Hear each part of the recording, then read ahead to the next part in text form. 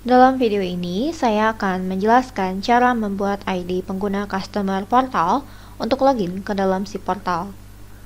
Anda harus membuat ID dan kata sandi si portal yang akan diberikan ke pelanggan Anda untuk login. Anda dapat ke kustomisasi pengguna, lainnya, Customer Portal, menu pengaturan pengguna. Klik baru di bagian bawah, dan Anda dapat melihat 3 tab di bagian atas. Tab Umum, Informasi Pengguna, dan Otorisasi. Tab Umum berisikan kolom yang sering diisi dari tab Info Pelanggan dan Otorisasi. Dan maka dari itu, kita akan membahas tab Informasi Pengguna terlebih dahulu. Pertama, di kode pelanggan atau vendor, Anda harus memilih pelanggan vendor yang akan dihubungkan dengan ID ini. Anda dapat memilih pelanggan vendor yang sudah Anda daftarkan di stok 1, pengaturan pelanggan vendor,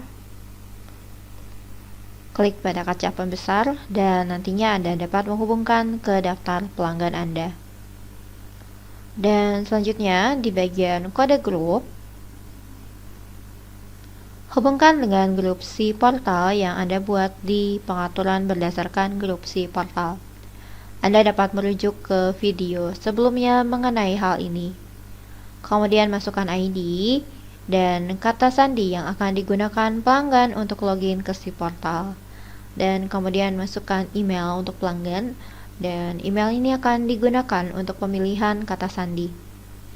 Dan pilih bahasa yang akan digunakan pelanggan di si portal.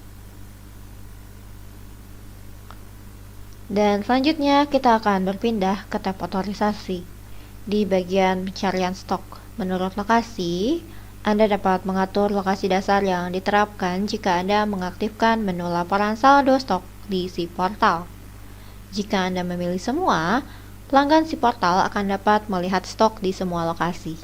Di sisi lain, jika Anda memilih grup yang bisa diakses, pelanggan si portal hanya akan dapat melihat saldo stok dari lokasi yang berada dalam level grup yang ditentukan. Dan Anda dapat mengatur barang yang diinput dalam si portal di barang si portal.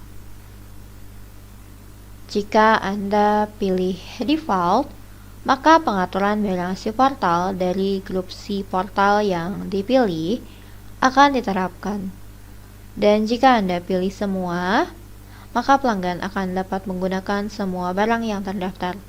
Dan jika Anda pilih atur secara manual, maka Anda dapat memilih opsi barang yang dapat diakses oleh pengguna ini.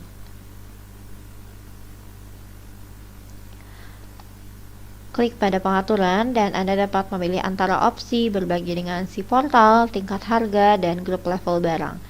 Sama seperti saat mengatur di pengaturan berdasarkan grup si portal. Kemudian Anda juga dapat mengatur minimal pesanan penjualan untuk si portal. Jika Anda pilih default, maka pengaturan yang ditetapkan lewat grup si portal yang akan diterapkan. Dan jika Anda pilih gunakan, maka slip hanya dapat disimpan jika jumlah pesanan pembelian dengan jumlah yang sama atau lebih banyak dari jumlah minimal yang ditetapkan. Kemudian di bagian pesanan penjualan, jika Anda memilih opsi pengaturan ERP, maka kolom lokasi default akan muncul di bawahnya. Anda dapat mengatur lokasi yang diterapkan secara default ketika Anda melihat pesanan penjualan yang dibuat berdasarkan pelanggan dari si portal. Dan Anda juga dapat mengatur waktu terbatas atau pembatasan waktu untuk pelanggan si portal. Jika Anda pilih default, maka setting waktu yang dibuat di grup si portal yang terkait yang akan diterapkan.